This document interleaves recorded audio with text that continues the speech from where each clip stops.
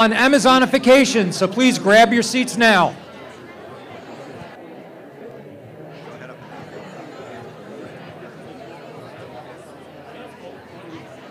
Ladies and gentlemen, we're about to start. You have 2 minutes to take your seat again. Thank you very much. Please move to your seats now.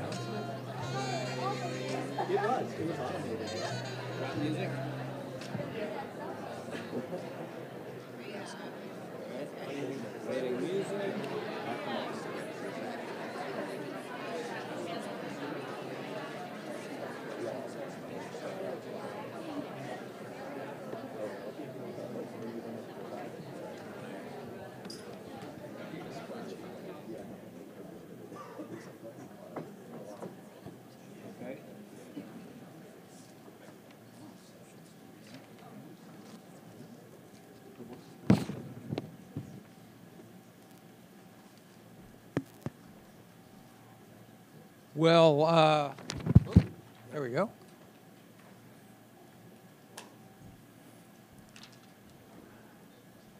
As we've already discussed, Amazon is the presence in just about everybody's lives now, especially CPGs now. Its influence is subtle but complicated and intricate, and that's what we're going to talk about now in our next panel. Obviously, they are a direct competitor with retailers now that they own Whole Foods, but they also are a supply chain for a lot of the CPG brands, as well as a platform by which they do research, by which they run advertising. It is complicated, and establishing what your relationship is to this new massive frenemy is on everybody's to-do list. So to take up the lead in this panel, we have Will Margaritas, who's the VP of e-commerce at 360i. He works with clients like Pernod Ricard, Hanes, Oreo, and Nestle. Please welcome Will and our big Amazonification panel.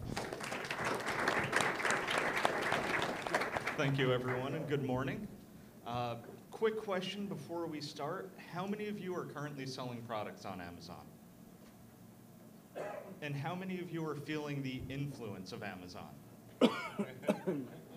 Yeah, I think we probably all are. For you or the brands that you're representing, it's probably the fastest growing sales channel. It's also probably the fastest growing advertising channel. It sits in this weird place that can be a struggle organizationally, where your sales team has been dealing with it for 15 years, and now your marketing team is starting to be really excited about it and talking about it. It's been entirely unavoidable, right? Especially since the last earnings report, when it came out that it's just growing so quickly. And earlier this week, the reports were coming out that it's actually passed oath as the third biggest digital ad platform in the US. It's completely got its tentacles everywhere. You're working with it, you're planning with it.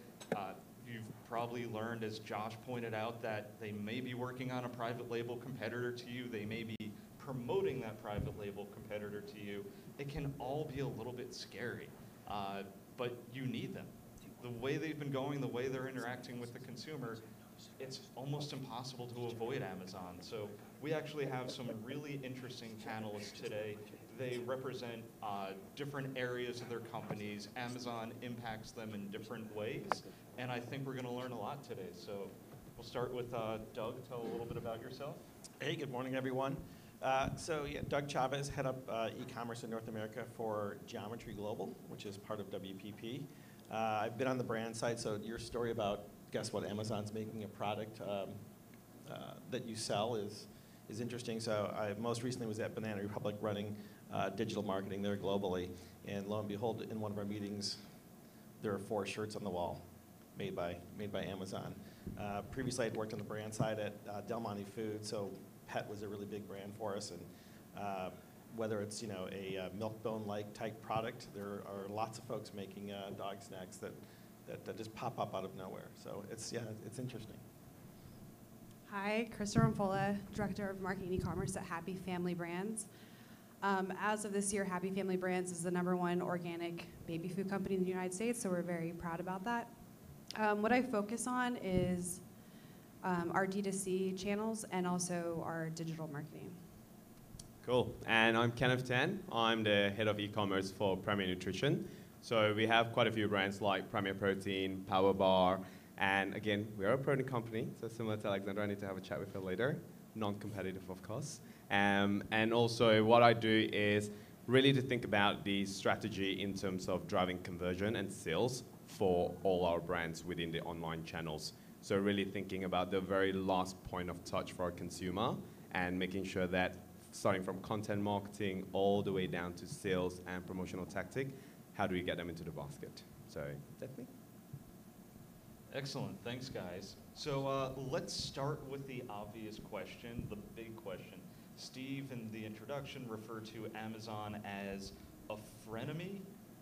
What word would you describe your relationship with Amazon? How do you think about them, Kenneth? So I'm lucky enough to kick off this part, so absolutely good there. Partner.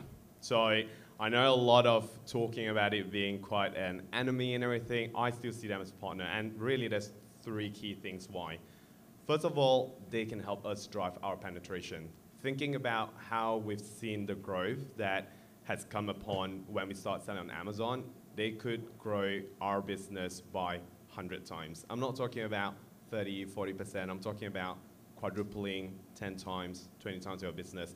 And that's all behind penetration driving. Like, they share enough data for us to know that, to see how many new users are coming in. So that to me is a really strength of theirs. And therefore, I really see them as a partner. Now, in terms of how they do it, it's a lot about their automation and personalization. Again, we spoke a lot about it earlier. I'm leveraging their technology. I'm leveraging their algorithm because let's call it for what it is. We are a scrappy enough of a business to not be able to own all the data. Data management, big data, like mining and really putting it together for us, we are just not there yet. So we are leveraging them there. So that's really how I see them as, being the partner for us. I know it's going to be an argument very soon. So that's sort of the first part. And then the second one is advertising. So again, because of the data that they sit on, they don't share it. Let's just call it for what it is. You just need to learn to be okay with getting only enough data for you to feel good, but they are not going to share everything. So, but they do really do well in terms of what they call IM and LS, so in-market and lifestyle targeting. So they will share with you exactly how you can speak to the correct people. Again, I'm focused on low funnel. So I want to know that, hey, are they buying the protein shakes? Are they buying a protein powder? Or are they buying multivitamins? Is there actually a correlation to our products? And they can actually give you enough data to get there. So to me, partner is certainly well started. So Doug, would you agree with that, especially from the data side? I know that you're working with clients that have very varied data needs. Yeah, you're right, they are a partner. But not every partner CEO says that your margin is his opportunity. So that's Jeff Bezos, by the way, who says that. Oh, is he the not CEO? A partner. Okay, I wasn't. Thank you for the reminder. So no, you're right. They are a partner, but I think you have to. They're an incredibly smart and fast-moving partner, and I think as whether you're a first-party seller or a third-party seller, especially first-party for the clients we work with, you really need to understand the data. So to your point on data is crucial. So data is the lubricant that runs that platform. So as a seller, I think I see a lot of head nods in the room. You have to know your data as well or better than Amazon in a very fluid manner on a daily basis, depending on what you're selling. So yeah, absolutely a partner. There are a lot of things they can do for you. I mean, the fact that the vast majority of searches for products start on Amazon is one reason why you need to show up on their platform, right? So absolutely from a partner perspective.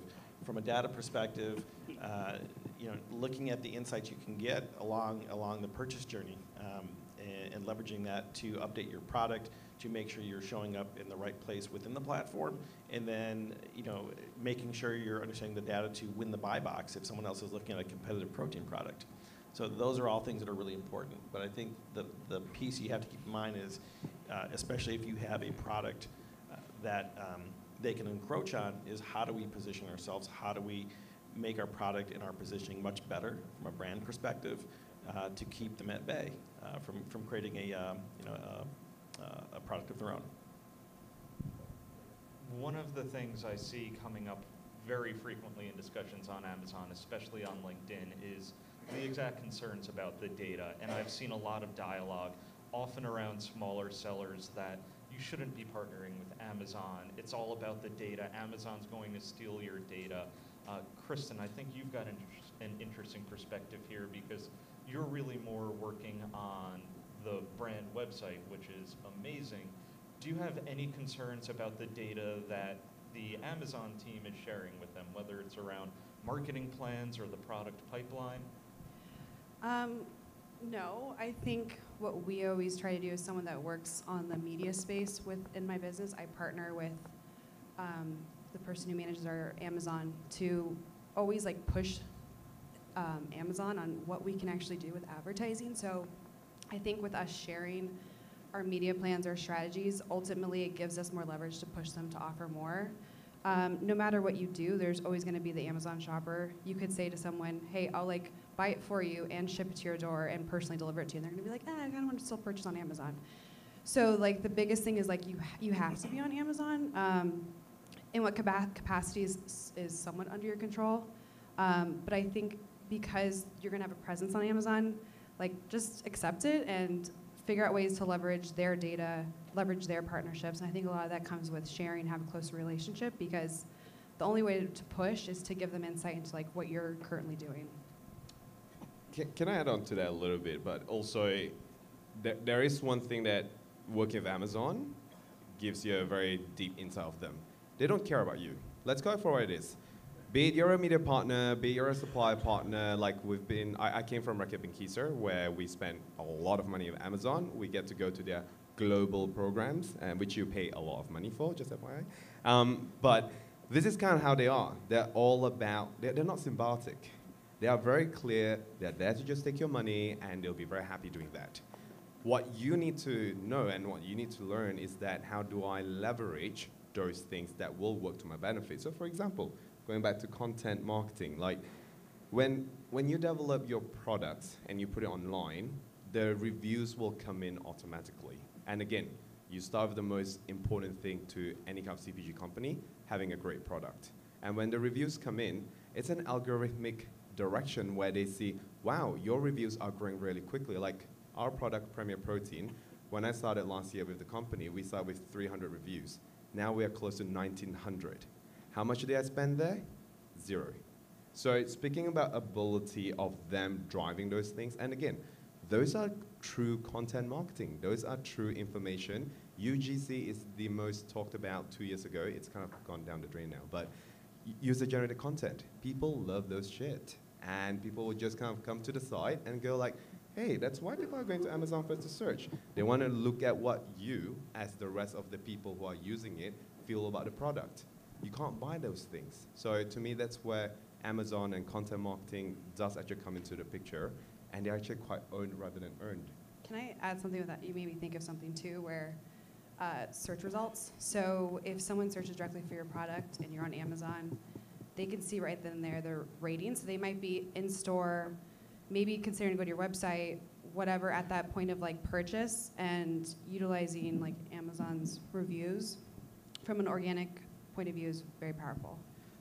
What I like about this conversation is it gets back to the point to think about the trickle-down economic effect of what we're here to talk about, which is the Amazonification of selling, really. And so what it's made everyone in this room and everyone who's watching on the stream think about is you think differently about content marketing. You think different about your about search from a retail perspective.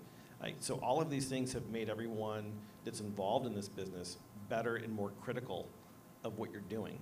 And it's changed the dynamics of the roles of people at Reckitt or D2C brands, or it's created a whole world of digitally native brands who have looked at the Amazon from a data perspective to understand what they're searching for. Let's go create products based on that. So yes, what Amazon has done has really disrupted how things are sold, how things are shipped. but it's also created a lot of opportunity. Why? Look at the data. So that's the big piece. That's why I say, as a retailer, as a brand marketer who is tasked with e-commerce, you've got to become an expert at data. You don't need to be a data savant. I mean, hire some really good analysts, but you've got to know your data inside and out depending on what you're doing. The cadence may be daily, it may be weekly. I think too with data, where there's a lot of question around third-party data, how accurate it is, how much are you getting out of it, unless you have really strong KPIs that you're tracking on your website and tying directly back to media, which is time-consuming. Not everyone can do that from A to Z. You know, one thing that we can say about Amazon is they're very thorough and they treat their company with the highest standards. So when they tell us it's first-party data, I believe it. So I would say it's another way to have access to first-party data without having to be a huge investor. And they also have in-market data. So if you're trying to reach someone who's purchased a specific product or purchased a product that's very similar to someone who would purchase your product, you can easily leverage that first-party data, in-market data. And it's just a way to have more confidence behind your data and behind your media and your advertising.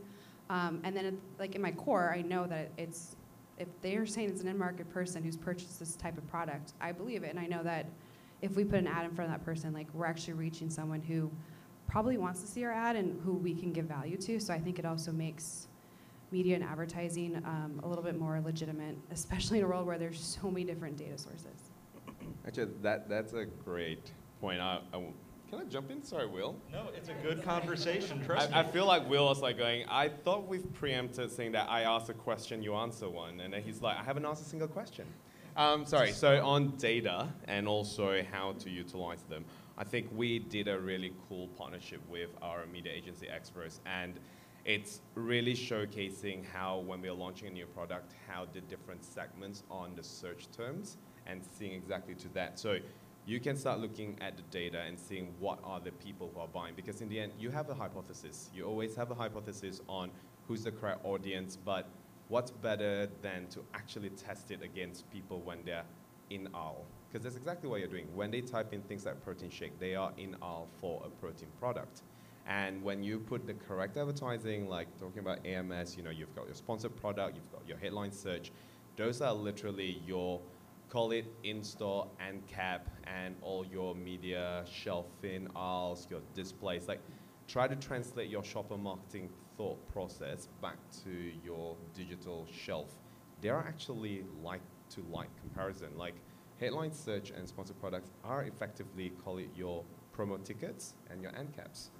So if you do that and then do the same test and learn, and when Express did the test with us, we truly saw a lot of new insights on how consumers are actually buying our products. And without sharing too much, it actually gave us a lot of growth. So let's talk about that for a minute, right? Because we talked about this actually before the panel. We were just kind of kicking around ideas and things we've noticed. And there's a bit of ad stuffing going on, right? So more than a little bit in the last few months. Okay, I didn't want to say it, but yeah, there's a ton of it. And it's interesting because I think Amazon is such a data-driven company, right? And they're going to go and test and add stuff the living heck out of search ads, right? Until the consumer says, "Uncle, I can't take this anymore." So they always put the consumer at the center, right? You can't argue with that fact about how they run their business.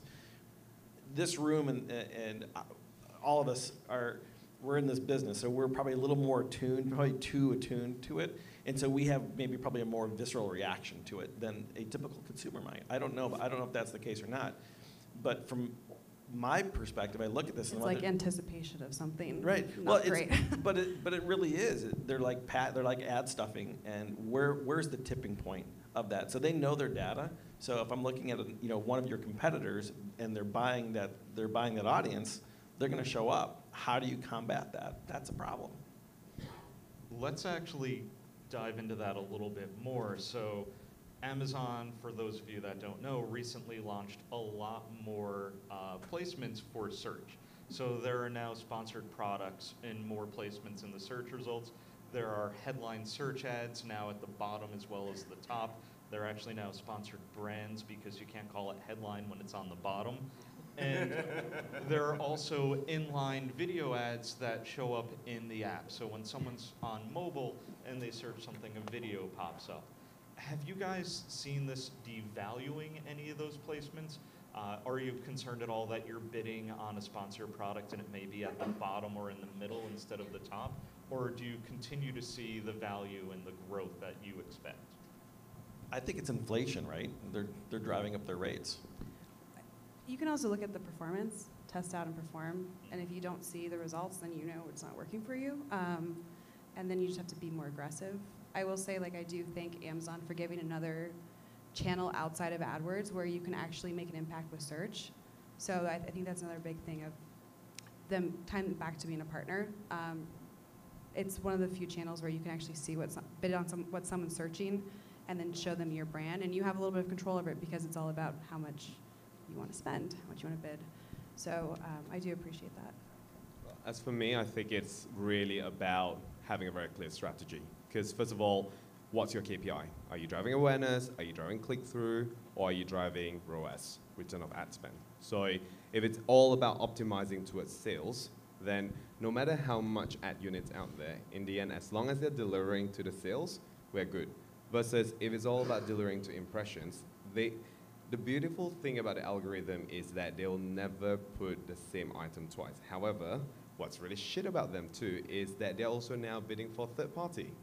So a third party and the first party could be selling exactly the same item, but then suddenly to the algorithm, there are two different ASINs. And then automatically you'll have duplication of the item. So it's not a foolproof thing. I think as a kind of like supplier that's spending the money there, my first question is, do I have a very clear strategy on what I'm trying to achieve? And then going into the details of what's working. So like we have a very strong ROAS drive on a KPI.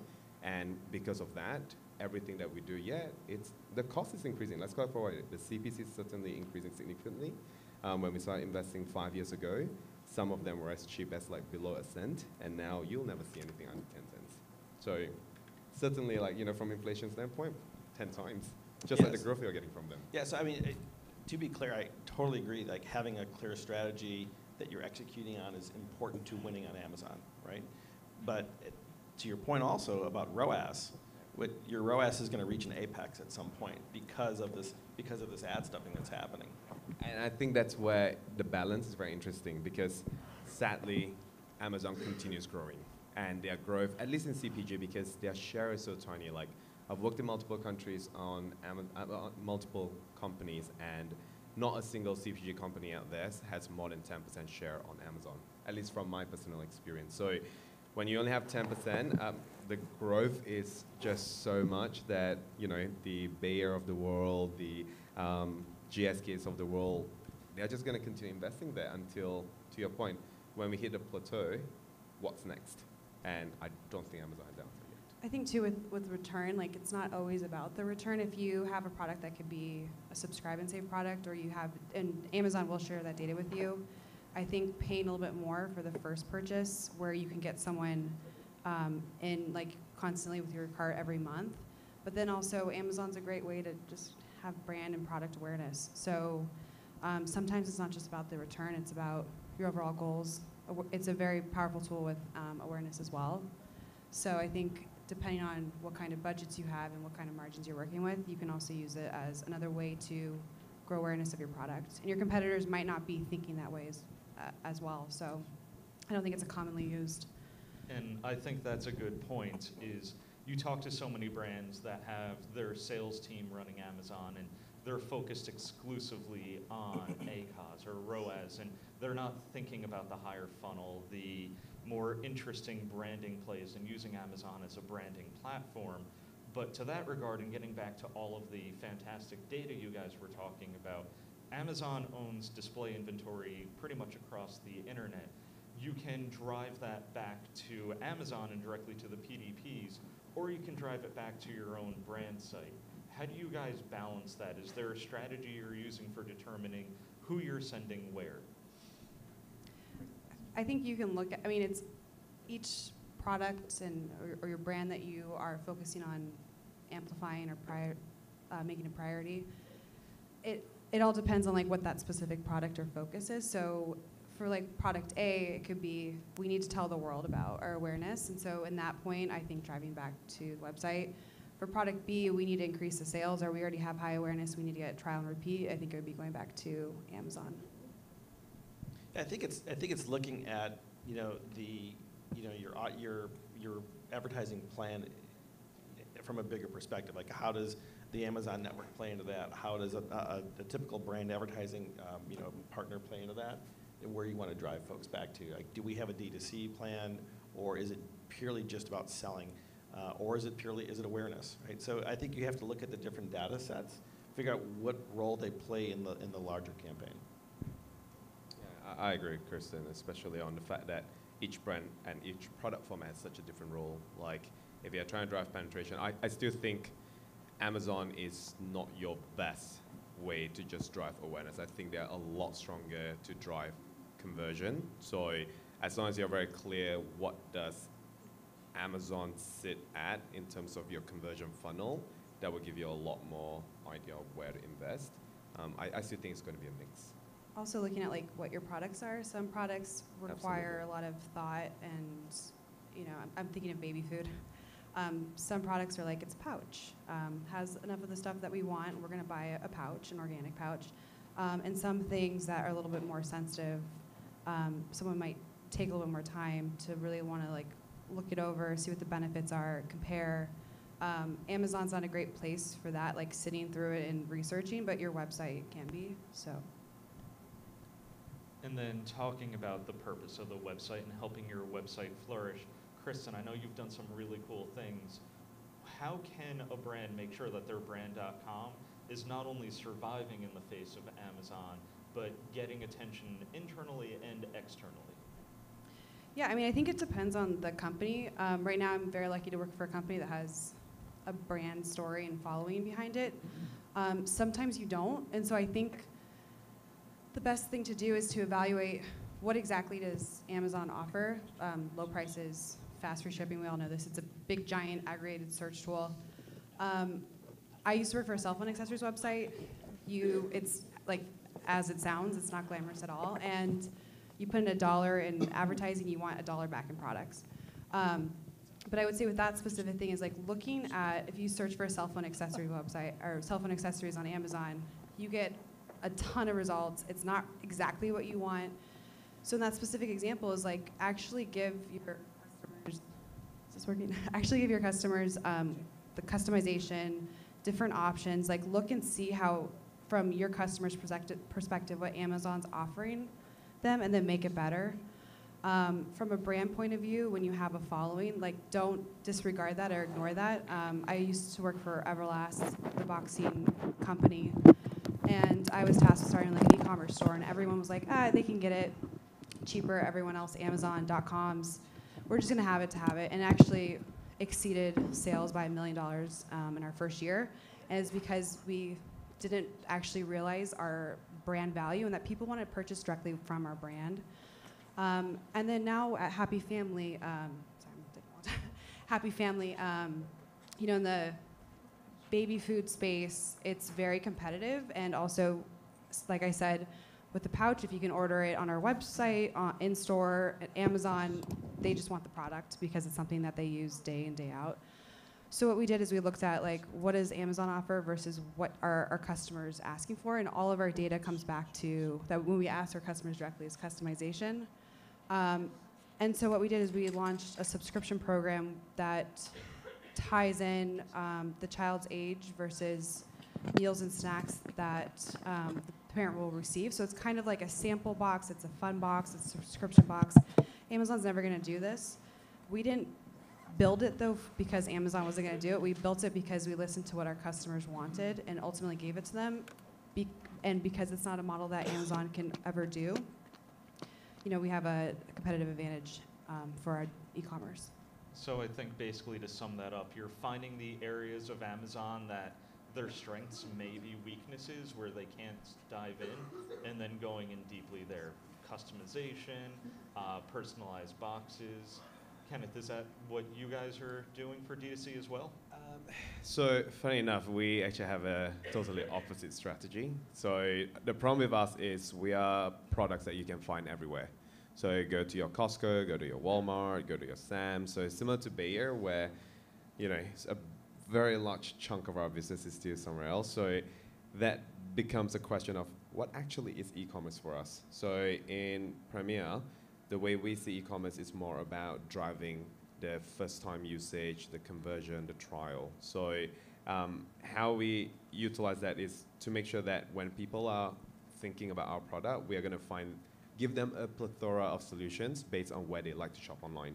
So what we have is more using technology like Market Track, where if someone clicks buy now, they will actually be given, do you want to buy it on Amazon? Do you want to buy in Sam's Club, Costco, or Walmart, or Walgreens? How we're trying to do it is more leveraging what you as a shopper personally prefer. And we still have a direct-to-consumer, but we don't, it's not going back to your point, if they want to buy it from a brands.com because they trust it more, it's there. But let's call it for what it is, the price will never match up. Because from a shipping cost for us, it's just way too high. We will never be able to get the rates where Walmart is, Amazon is. So, because we ship liquid, like protein shake, it's very heavy. So, change it for us. I agree with that. We're going to add a buy on Amazon button on our website as well for purchasing individual products, because it's a win if someone purchases your product on your store or on Amazon or in store. But I think the great thing about what you're doing with Happy Family Brands is you're looking at the insights coming off of Amazon to determine where and how the brand is relevant. And because there's a lot of, I'm not a parent, but there's a lot of consideration that goes into what I'm going to feed my child, right? And so how we do that, how you want to get them to buy more products across their portfolio or things that they consider, they're learning that on Amazon, and they may come to the brand site to do that because they can't buy that boxed solution from Amazon. But at the same time, from a brand site, you also have a variety of reasons to send them back to Amazon for certain things because it's more efficient for you to do your business that way. So that actually is a perfect example of how I think you look at the data and create a plan around that. And then shifting gears a little bit, one of the things that Amazon's been great at is lowering the barriers to entry, democratizing commerce in some ways, but you now have brands that in some cases are just white labeling a product they're buying on Alibaba, putting it on Amazon very smartly and nimbly, and suddenly eating up a lot of market share and getting attention. Are there things that you've learned from these challenger brands, ways that you've seen them operating that you've been incorporating into your own strategies? Like Amazon white labeling products? More a company like Elizabeth Mott in cosmetics or David Archie in undergarments, where it's just a small brand that's their only presence is on Amazon, or at least their initial presence is on Amazon. So I think a great brand that's been doing that is in the headphone space. So Anker's fantastic. How many people here have Bose headphones? How many people, keep your hands up, how many people have Anker headphones or have tried them? Okay, interesting, right? So I don't have a pair of Ankers yet. I'm a Bose fan, and there's a bit of sort of brand loyalty there, right? So if I have my headphones for 5 or 6 years and I'm done with them, I'll take them back to a Bose store, get money towards a new pair. But the reality is, I will freak out if I lose my Bose noise canceling headphones on a plane. I will go back to the plane. I'll do everything I can to get my headphones back because they're $300 headphones. Anker comes out with headphones that are equal in quality, or so they say, right? I believe them, but they're not $300. They're like $100, right? So if I lost a pair of $100 headphones that are noise canceling, I'm less freaked out about that. But so that's just from a price perspective. I think what's interesting, what Anker's done is look at their PDPs. They've optimized their PDP and their content. Bose is like Bose noise canceling headphones. Great. Anker, noise canceling headphones, 10 hours of time, and all the attributes right up front in the search. Right? They're understanding the attributes of what makes, what people are searching for and making sure that's in the product listing and showing up in search results. That's incredibly disruptive, and Bose is still kind of going along on their path. I would love to see Bose fix that and do a better job of that because I'm a Bose fan. But brands like Anker and others are disrupting the space because they're looking at the product attributes that are most important and designing products based on those search attributes. That is incredibly disruptive, and that's taking a lot of share away from Bose.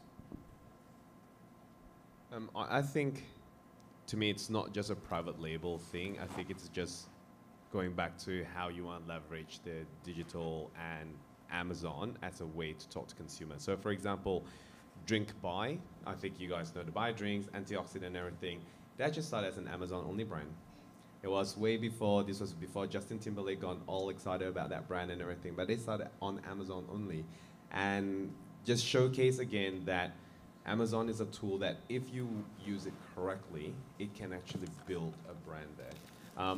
What I am very worried about, which we're seeing right now, is Amazon is taking that model and pushing it on just their own brand. So they've relaunched, or not relaunched, they've launched recently and they call it the Amazon Accelerator Program, where if you work with them and create a unique product that's sold only to Amazon, they will feature you on a specific widget that just focus and promotes your item, and they are branded as Amazon own brand.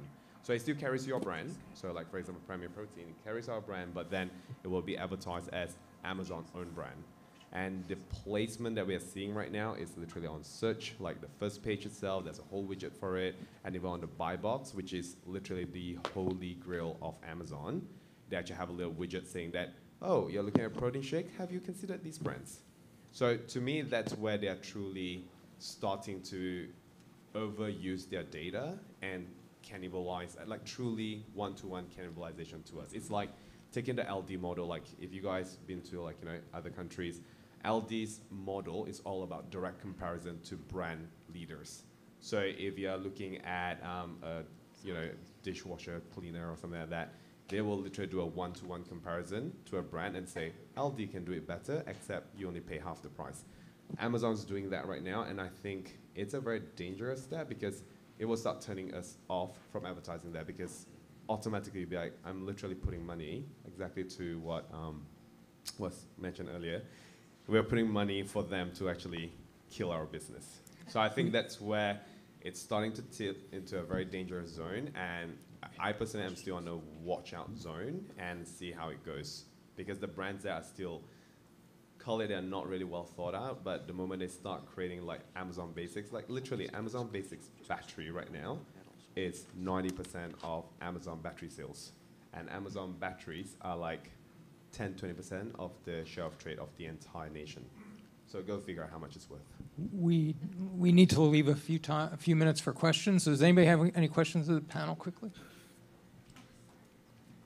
Hi, Richard Porter from Brooklyn Vintage. This might really be more for the agency guys, but I'm curious, as you think about retail media networks like Amazon, right? High margin, huge growth, taking a ton of digital share away from Oath, I think you mentioned, right? What do you think the future is of retail media networks? We've got a few out there. There's a lot of verticals where we don't have them. It's kind of interesting. Amazon's the big mass player. In the history of media, the mass guys all got replaced by the vertical guys, right? So, is there a retail media network or an alliance of retail partnerships or brands potentially, right? All the e-commerce or the lookalikes can all kind of create a consortium. I'm just, in the world of Amazonification, and it looks like no one can beat them, is there a future there where maybe somebody's taking them on, and some of the mistakes they're making in competing so hard with their suppliers can be mistakes that other, retail media networks might not make?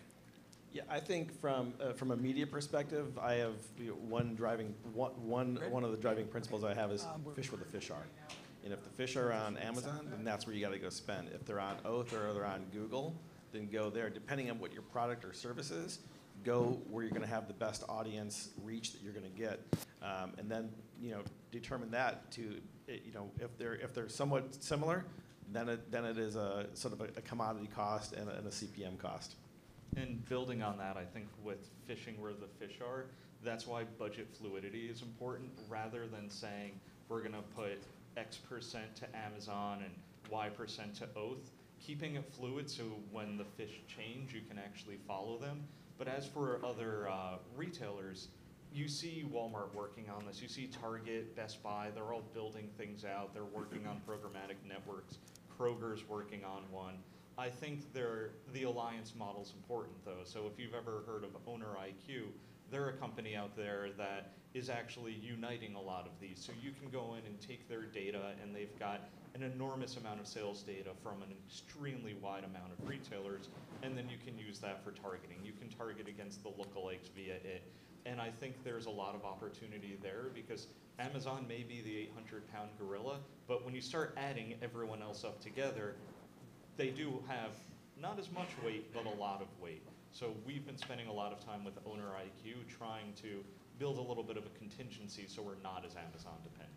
I think one thing I'd add to that as well is I think this Amazonification impact or effect is it's forced other networks to clean up their act around viewability, right? So you know that when you buy on Amazon, you're getting your ad is class 2 ad is running on a brightly lit site, right? So the fraud issue kind of goes down. Hey guys, Mike Martin with the Oracle Data Cloud. Question for you is, what data would you want from Amazon that they're not giving you? I would say I would love to get the tie back to what you're advertising towards your website, and then ultimately someone goes to Amazon, like being able to tie all that together so you can see, I paid this and I got this kind of return out of it. Especially when you have, like, you're sending people from your website specifically to Amazon. We don't get that, so it's kind of like you pay this amount of money. Hopefully it worked. So keep on doing your acquisitions of people like Crux and others. I think they actually need to share more granular data on things like shopper stuff. So if, for example, like if you think about the panel, like so they'll tell you your penetration, number of new users and stuff. They always give you percentage or indexed. They never give you absolute. Whereas you're like, hey, I've got my GA telling me I've got 400,000 people coming to my website every week, and I'm sending them to your site. You kind of need to tell me where these things are coming from, and they don't. So I think it's the granularity. But at the top line, they're actually giving a lot of things. Like if you guys or your clients have something called ARA Premium, they do have a lot of information there. It's just, it's not granular enough for you to truly do the deep dive. You can see trends, but you can't do a like-for-like comparison to that point, like point-to-point attribution. So that's not true. While Amazon's doing beta tests with pixeling other ads for attribution, multi-touch attribution is something that they don't have right now. That would be very beneficial. Will, panel, thanks. That was a great deep drill into this question. Thanks very much, Will.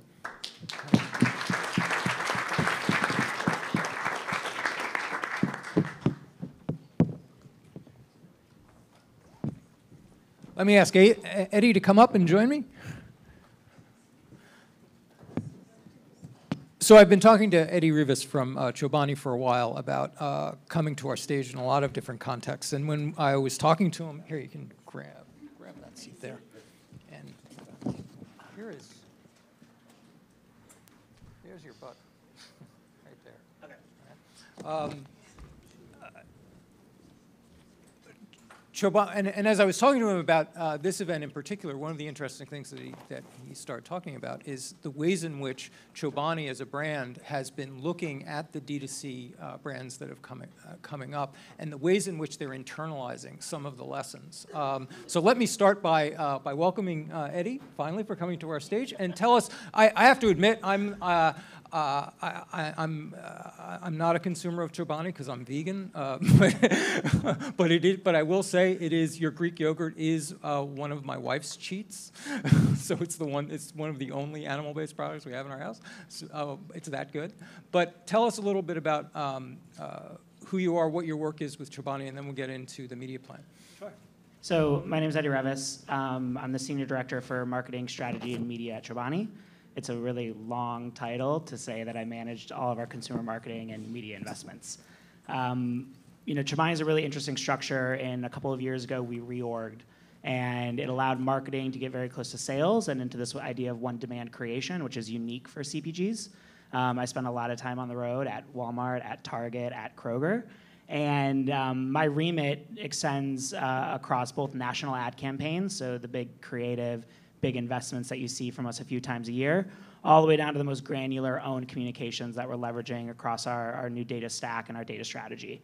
And so it's top to bottom. Anyway, if you're a consumer of Chobani or if you're not a consumer of Chobani yet, we know it, and we're after you. And my remit is just to make sure all that work works hard and does what it does for the business. Okay, we're going to drill into this concept of the One Chobani idea. But before that, let's level set. Generally, what does Chobani's marketing mix look like in terms of online and offline channels? How are you using them to promote your product now? Yeah, so my background's from agency and tech. So I'd never worked in CPG before, and I refused to accept the idea that I had to act like a CPG marketer. Because for CPG marketers in the room, no offense, but there's other ways to do it. And one of the ways that we started to adopt the marketing mix or challenge the marketing mix was we looked at direct-to-consumer brands who provide a lot of value. At the core, they provide value to their consumers in a different way than selling through a retailer. We love our retailers. We will always love our retailers. So we started to ask ourselves, how can we evolve the value that we bring to our consumers if it's not through pricing or through promotion? So the marketing mix began to evolve in that we moved away from this idea of marketing is just about the upper funnel, or for a CPG brand, it's so much about that brand tracker and what that awareness and what that consideration is. And we pay attention to that. But we started to evolve the thinking to say, what is the right mix between building equity, building the brand, and driving performance? So we adopted direct response, we adopted performance marketing into the business, and what we started to build was truly full funnel approaches to our campaigns. And being in this model that we have of One Chobani, where my team is able to work from the highest level of the biggest TV investment we're gonna make that's all around getting someone, mass audiences that we don't know who you are, but we hope you are interested in Chobani, all the way down to the person that might have visited our site, clicked a button to get a coupon, didn't finish getting that coupon, left the site, went somewhere else, and we found you and brought you back. So a lot of those performance metrics and that performance idea of direct response came into the marketing mix, and we started to balance the total investment across upper funnel and lower funnel into one holistic approach. Well, pull back from that, though, and tell me a little bit about the customer journey as you're conceiving it, how this maps against whatever concept of a customer journey is when it comes to yogurt. Yeah. So that's a really interesting point that I assumed. I worked on CPG a long time ago at agencies, and I always thought it was to the shelf. Everything, is my mic working? Yeah. Yes. Everything is to the shelf. And when I came to Chobani and we started to work in this one demand model, and I started to get close to food service, and I started to get close to away from home, and I started to get close to these other channels, you realize for Chobani, a commodity, there are infinite customer journeys. They are happening on your way to 7-Eleven in the morning as you're grabbing a yogurt on your way to work. It's happening at the convenience store, at CVS or at Duane Reade or at Walgreens.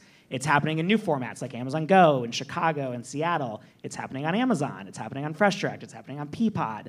It's happening on the airline. So if you fly business and you get Chobani on American or United, the infinite consumer journey. So it made us ask ourselves, we look at the marketing mix and how we approach marketing, how do we find an adaptive or flexible solution that allows us to reach all those consumers at the right time in the right moment, blah, blah, blah, if you're playing buzzword bingo.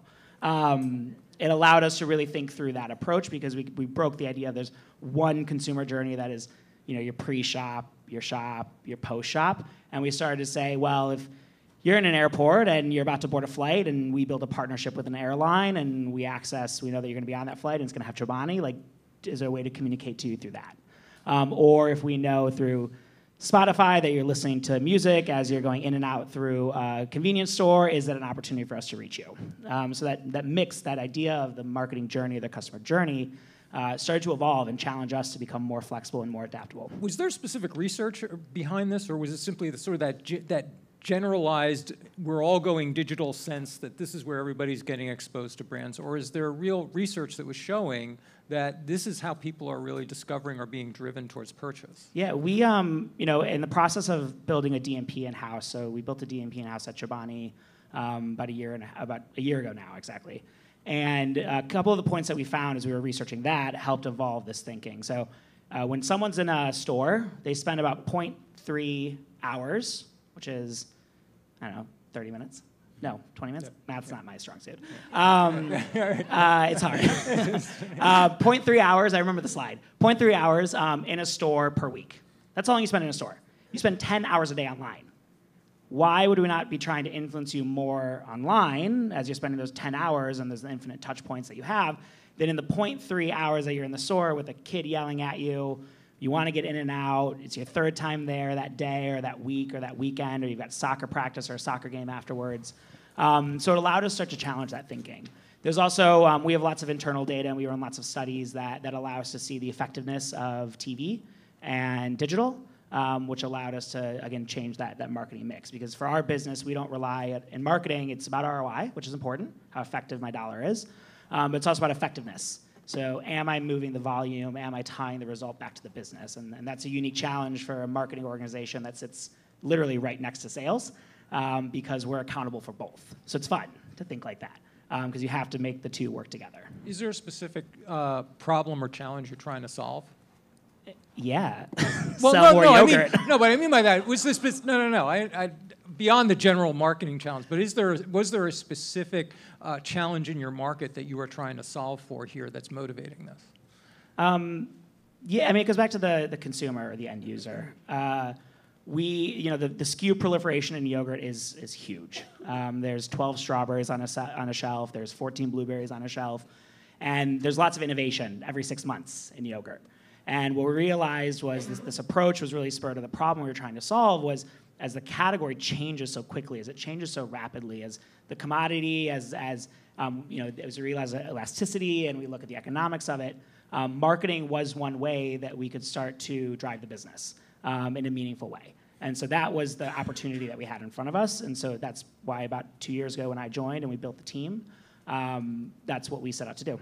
Okay, so let's drill into this, about what this actually meant internally, because a lot of this is how you reorganized around it. So what is, and the idea is that you started trying to mimic some of the models you were already seeing among the up-and-coming D2C brands and try to mimic that internally. So let's start drilling into that. What did that mean in terms of organization and the team building? Yep. So I can talk to the marketing side. So I have a team of about 11 now. Oop, there's my phone. Team of 11 now, and we reorged with sales. So our sales team reorged into a streamlined structure, and we followed. One of the big things that the change in structure allowed us to do was Chobani started to own more direct relationships. So I think this is a question at the end, but I'll say it now. If you are a service provider in the room, a vendor, get that contract with the client direct. Don't go through the agency.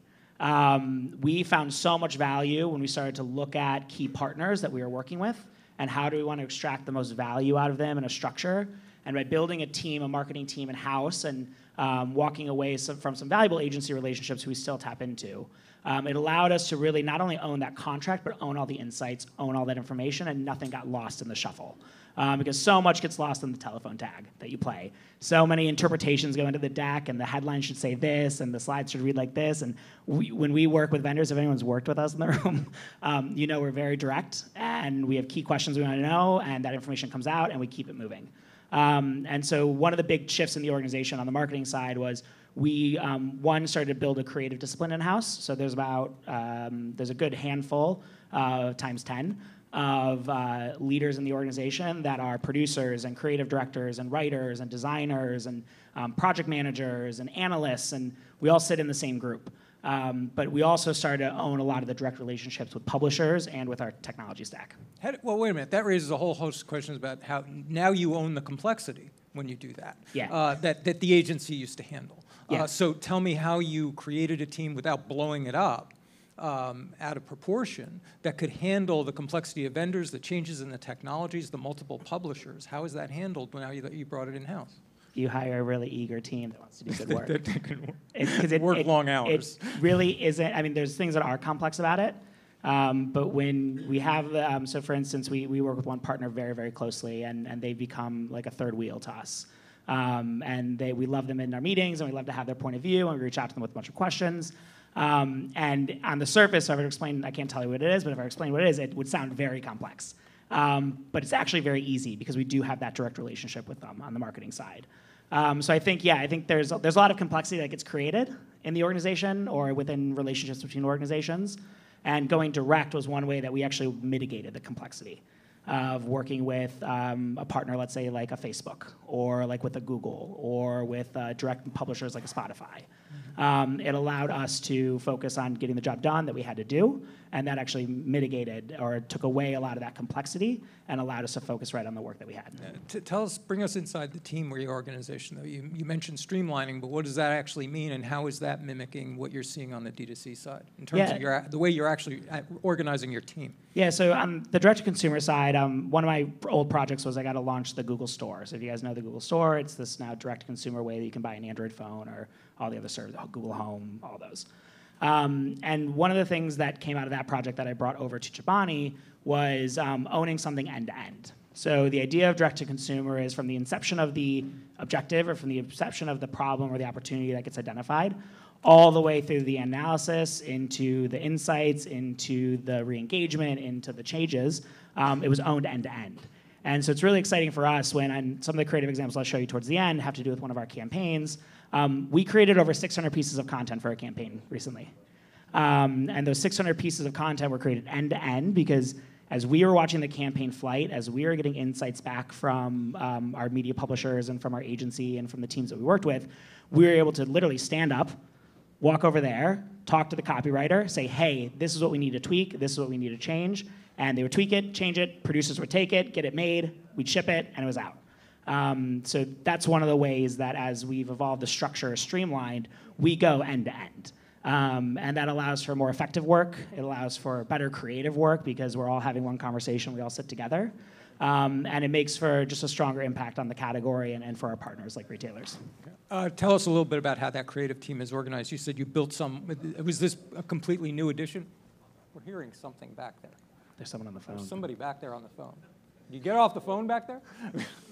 Tell us a little bit about how the creative team is being organized and how you built that, and how, again, go into a little more detail about how you're communicating with that creative team. I mean, we've heard this, Josh was talking about this, that's the next last stage for them at Bear, is moving all of this and getting the creative team on board so that you're really creating more streamlined relationships among the data, the media buying, and the creative. Tell us how that's actually working here and how you're convincing creatives that your data matters to them and their messaging.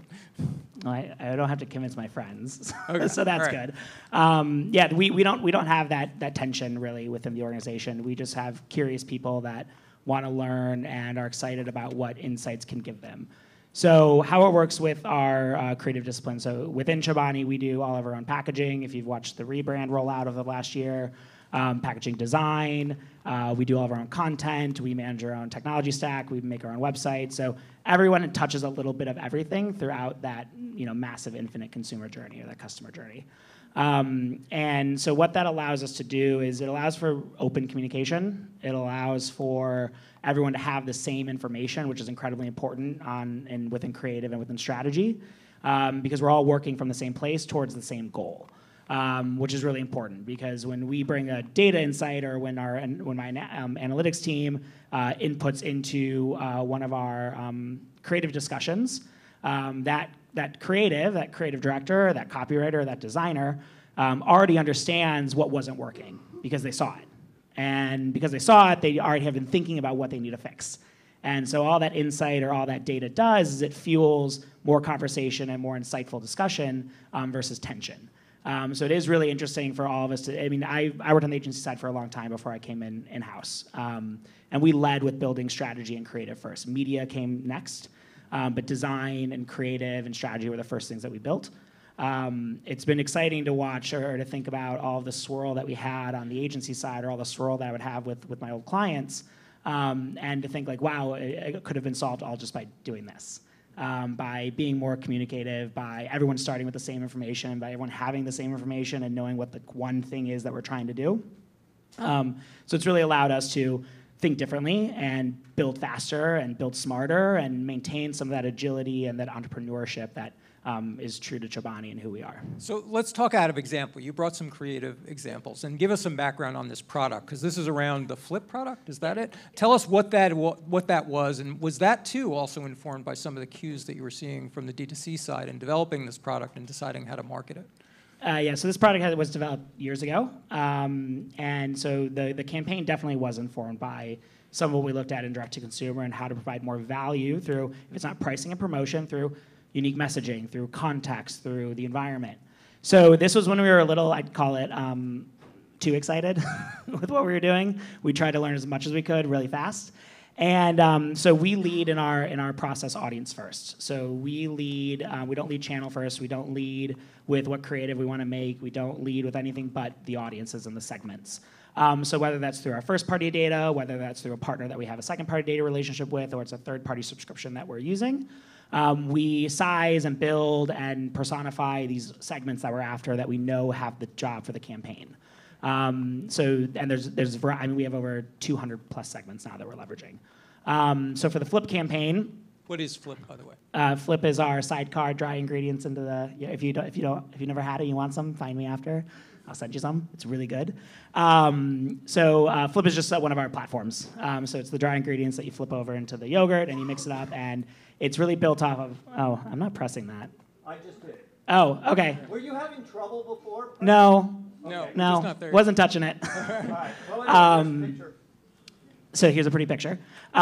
So one of the cool things with the Flip campaign is our platform is built across 3 verticals. So we have indulgent, which tastes like candy bar, right? If you like Almond Joy, if you like Reese's Peanut Butter Cups, there's a Flip for you. There's also variety, which is the whole portfolio, right? So whether you like something that tastes like a breakfast cereal, or you like something that was deconstructed from a candy bar, or you like a deconstructed nostalgia, so think of a Cinnabon, think of some of the things you used to eat as a kid or that you used to eat as an adult that just evoke that feeling of what you were eating, but in a more delicious and nutritious way. And then we also had functional. So we have a line called AM, which is very functional. So think seeds and nuts and more of that morning routine that you want to get into. And so we took these 3 segments, we built them out, we sized them, we had a lot of fun with them. And then that's when we got really crazy with our creative, because we started to say, well, we don't know what messaging actually works for each of these segments. We don't know what is motivating. We don't know what is going to get them to want to try. So we had a long session over a couple weeks where everyone was just throwing ideas out.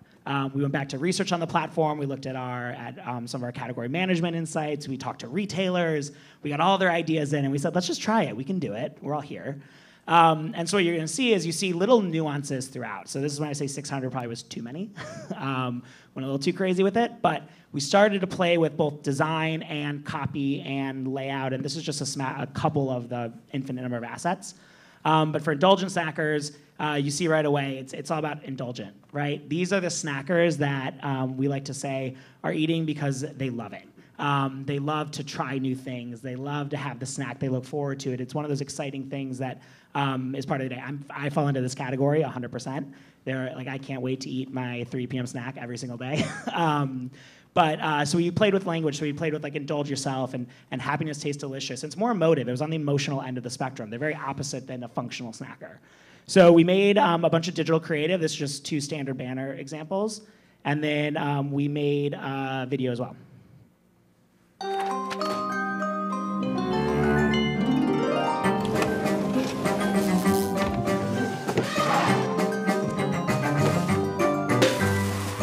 Chobani Flip, always a flavor party.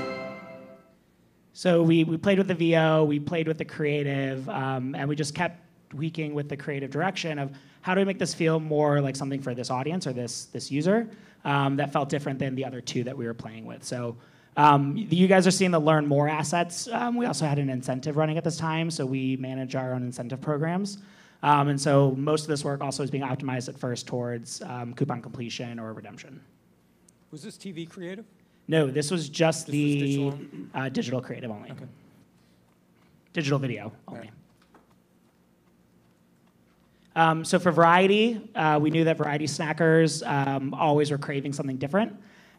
They were the ones that would eat salty snacks, they would eat sweet snacks, they might not eat a snack at all. And so we knew that we had to play into that sense as we were developing this work. So same campaign, all under the same big idea of what we were developing.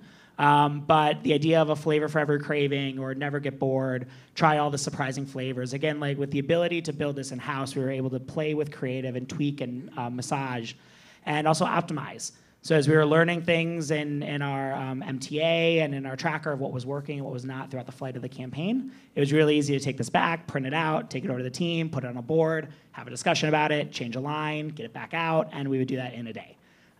Instead of the 2-3 weeks it can sometimes take when you're going back and forth with different parties. And so this was the variety spot. So we shot these 3 videos down in Brazil. But these are 3 different online videos, but each one playing to the audience.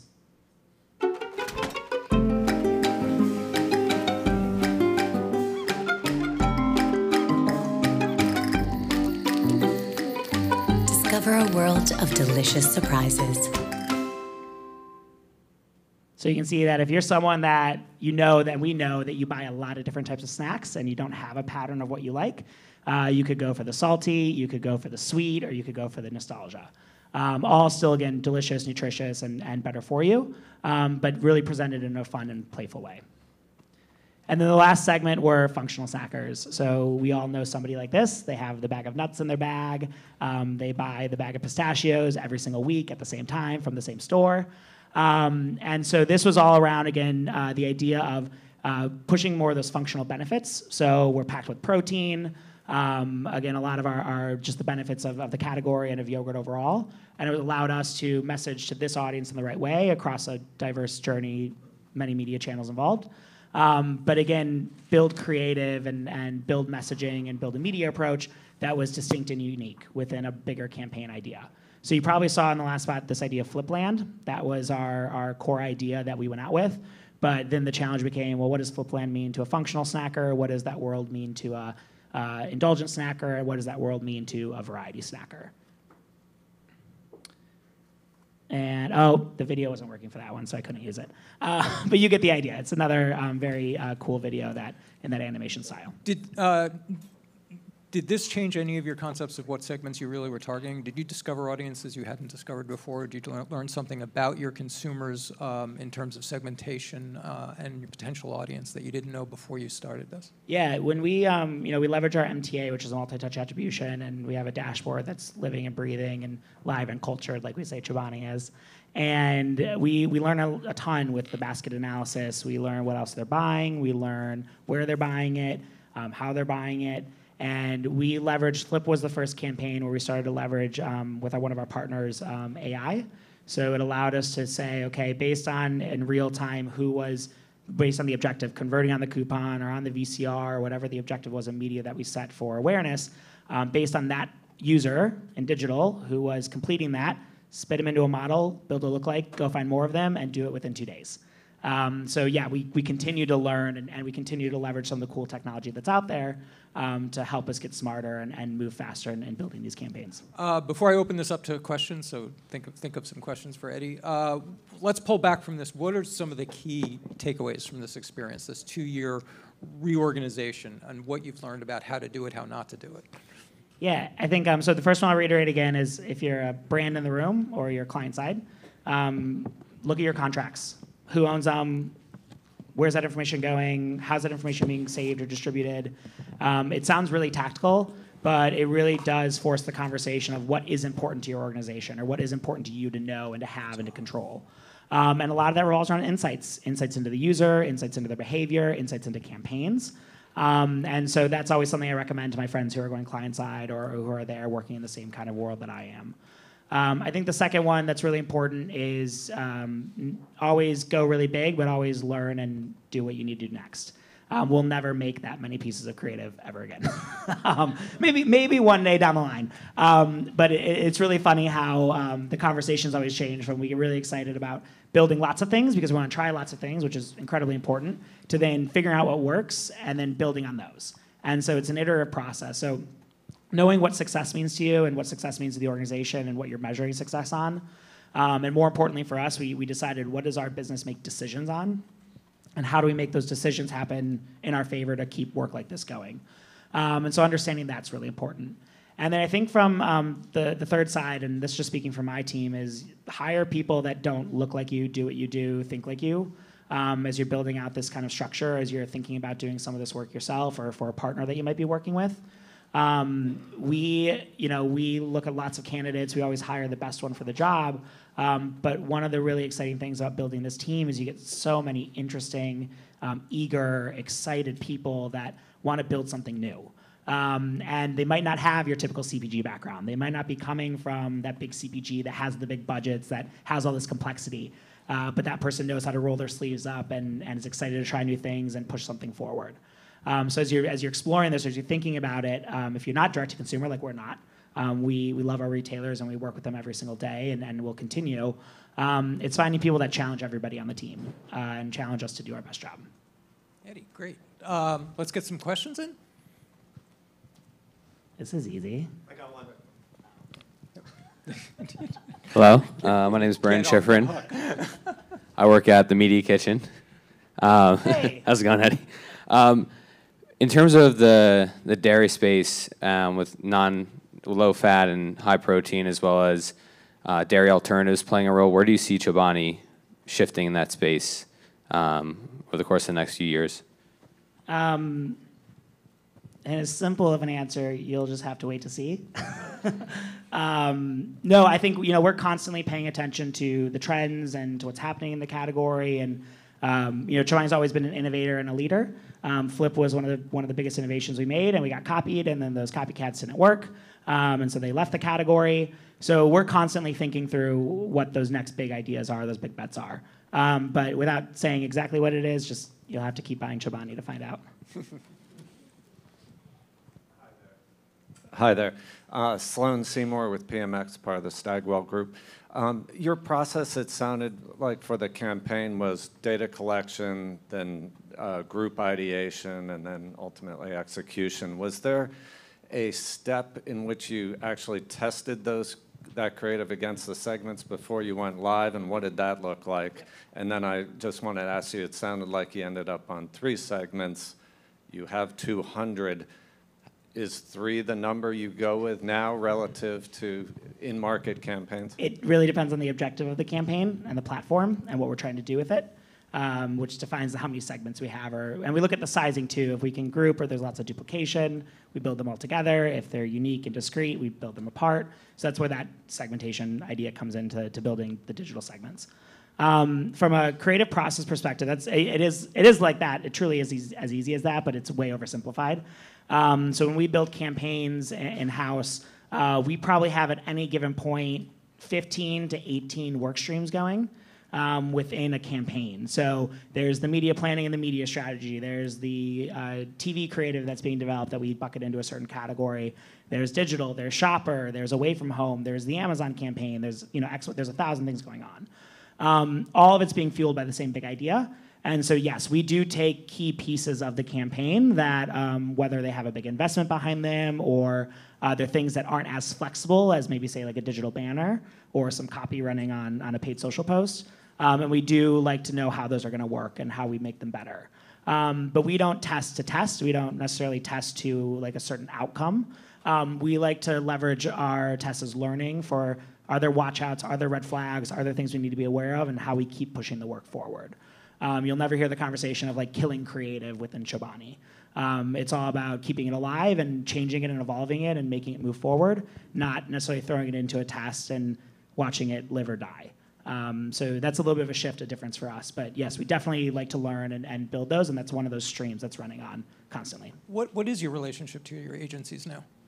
What role do they play? Yeah, so currently in-house, we, again, leverage all of our own capabilities to do packaging, research, insights, product development, and marketing. Our last big standing and very valuable, and we love them very much if anyone's here from Horizon Media, that's our media buying agency, and we are intimately involved with them and continue to be. They push us, we push them. But outside of Horizon and a couple of niche players, really small niche players that, whether they're production vendors or more experiential or talent agencies, all of the work is done end-to-end in-house. Any plant-based yogurts coming? Just no. I think we have personal prerogative. Yeah, no. We have a lot of cool things launching next year that are going to be exciting in the next reset. Eddie, thanks very much for coming. Eddie Rivas, everybody. We have been talking, let me bring our data panel up because we've been talking about data. It's been a part of every conversation all morning, so we wanted to focus on it in the last session of the morning. CPGs, of course, have an interesting relationship with first, second, and third-party data online, the degree to which they need first-party data to do what they do, the importance of the partnerships that they have, not only in retail, but all of the platforms that they work with, how they're constructing segments out of that mishmash of data and making sense of it. To take the lead in this panel, we have Talia Arnold, who is the head of media strategy and planning at Exveris Media. She's been with Exveris for the last couple of years, working with brands like Premier Nutrition, who we've already seen today, Suja Juice, and Bonobos. Please welcome Talia and our data panel. Hi, everyone. Who's ready for lunch? Too bad. You have to stick with us for 30 minutes. No, we have a really great panel that I think you're going to find really insightful. We have two amazing panelists. To my left is the irrepressible. Steve calls me, I guess. Don't forget your mic. Irrepressible Tom Kennan, who is SVP of Strategy at Wrap. He's worked on everything from credit cards to cosmetics, and is also an adjunct professor at NYU, as in strategy or social and brand. And then to his left is John Turner, who was formerly on the brand side at P&G and Philip Morris, and is now head of analytics at Media Hub, working on Scott's, Miracle-Gro, Remy, Whole Foods. And both these guys have a lot to talk about, so let's jump right in. So data is the new oil. And earlier it was said that data is also a lubricant. So we're going to talk today about how data is lubricating our ability to reach our consumers, and with a specific focus on the human side of things. So I think what these guys bring to the table is that human insight of not just looking at mountains of data, but how do we actually interpret it. So the first question for you, Tom, is what kind of data is most useful for CPG brands? It's obviously it's probably one of the questions that brought you guys here today. We look at things. I look at things, and the people I work with look at things a little bit differently than many in the room, perhaps. And right now I'm helping with Wrap on Strategy. I also teach, and I also got a little startup on the side called Forge. And what I've learned over the years is that we have come on a journey, businesses and brands, that is, I think, at an inflection point where we are not going to be able to advertise our way out of it. And by that I mean something very specific when it comes to data. We look at data, we call it front-end data. We call it, if you look at the stack of tech and data, it's the top. And it's about, we think, as opposed to the back end or the last several inches or feet of data, which is, I think, what most of us think about when it comes to broadcast media, or when it comes to the types of things we do that when we buy via CPM and GRPs, we look at data from the front end, and we think that that's infinitely more valuable. And so we call it human AI or human intelligence, and it's a layer that sits on top of all the other things that everybody else is using in our data lakes and response analytics and econometric data and listening data. But on top of that is a diagnostic team.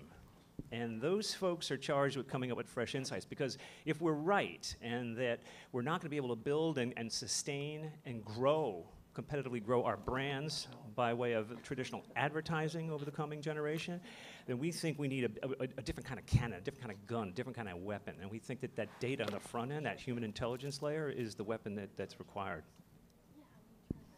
John, what's your view? Yeah, at Media Hub, we tend to think a lot more from the consumer perspective at the start. So we always start with a deep set of insights on the consumer and how that consumer interacts with the brand, and uncover the key insights that will drive the business. So when we look at that, we've discovered what are the areas of capturing demand and what are the areas of creating demand among those consumers. Within capturing demand, it's all about efficiency and customization of the data stack. No, we basically do not have, like the big media holding companies, a complete data stack that we just go and plug into for every client. We actually design it for each client throughout to drive efficiencies, make sure that we know which pieces of data we're pulling in.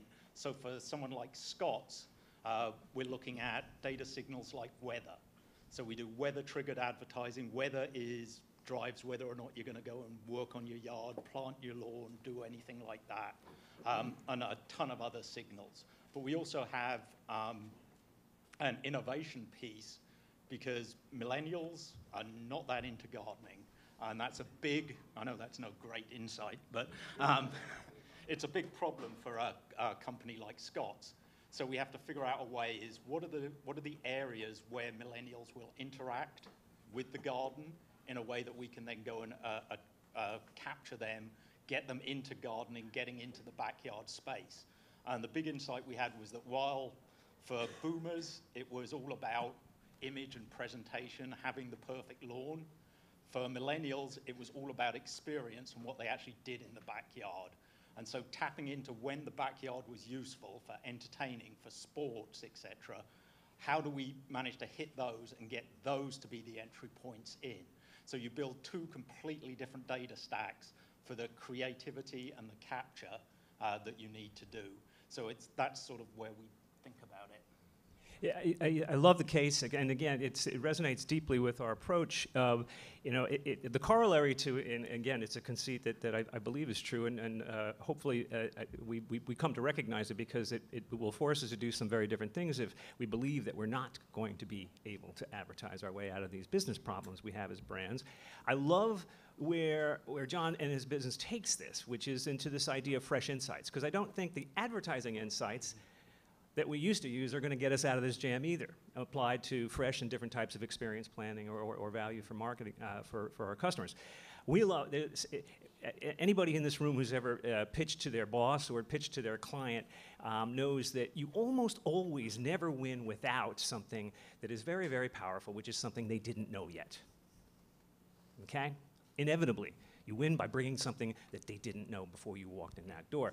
And in our case, what we believe is that is insight. And recently we worked with, we brought in a new account because of our insight that we brought to them in a pitch. And it was a very large credit card company who was, it was being threatened by competitors and threatened by the cultural pressure of what we know to be this increasing age of precarity around us, And so we went and did some research, and we did some, we went to econometric research, we did some census data research, we did some applied listening. We have this model called applied listening, where we scrape, we create taxonomies. It's not self-reported, it was sort of eavesdropping, right? We create taxonomies of language, and we scrape the great networks, and we put that into a database, and we analyze it, and we tokenize it, and we dedupe it, and we cleanse it, and we model it. And we see stuff we didn't see before. Unlike traditional research, you will find things you weren't looking for.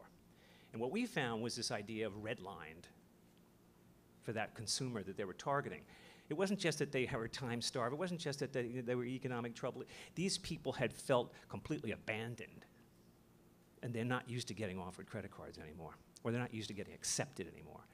And so the insight we did was attach that to this precarity idea, this cultural tension. We walked in the room and we developed a whole different, and on the back of that win, we developed a whole different campaign, which is now in market. And then to us, that's what's required, that kind of fresh insight about the target, about how we're going to bring that together with the brand in a moment of value that didn't exist before.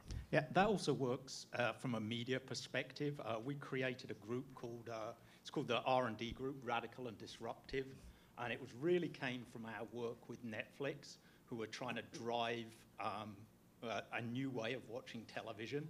I know that's not good for agencies, but as their client, we wanted to get people to start watching shows. And we did this deep consumer insight dive into the target audience for, I don't know if anyone's watched Black Mirror, the sort of dark side of tech.